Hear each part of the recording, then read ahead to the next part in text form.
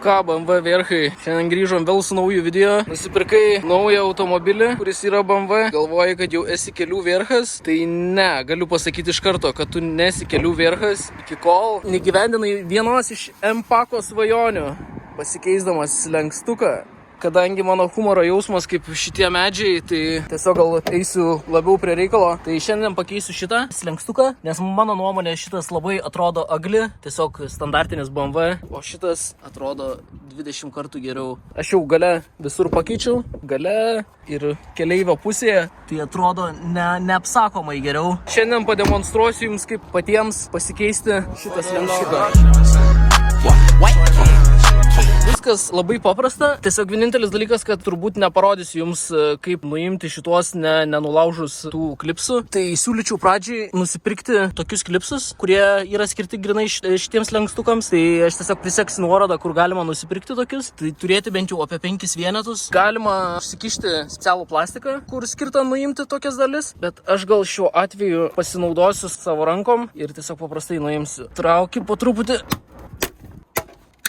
Jau pusė darbo padaryta. Dabar kažkaip tiesiog reikia tos klipsus nusimti. Matau, kad ranka neišeis. Pasimsiu ir išsitrauksiu su repliam. Šito irgi rekomenduoti negaliu, nes čia gali netyčia subraižyti ir gali tekti teplioti su teptuku. Tai čia nėra geriausias variantas, kaip tai padaryti, bet aš tik tai tiek suprantu, kaip šitus klipsus nuimti.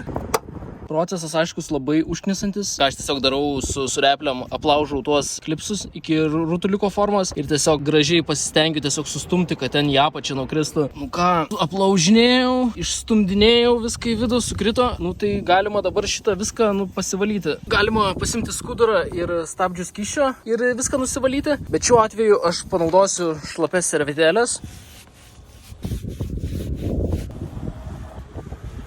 Nu va, viskas švarnu, gražu.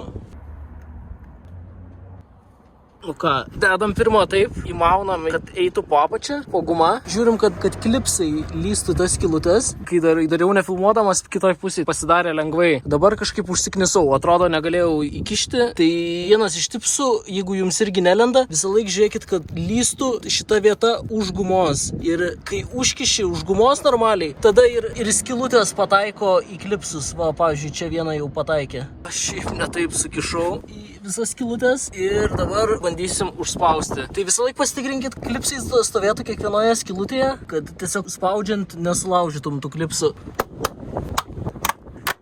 Patikrinam. O, čia dar. Tai dar kartą. Opa.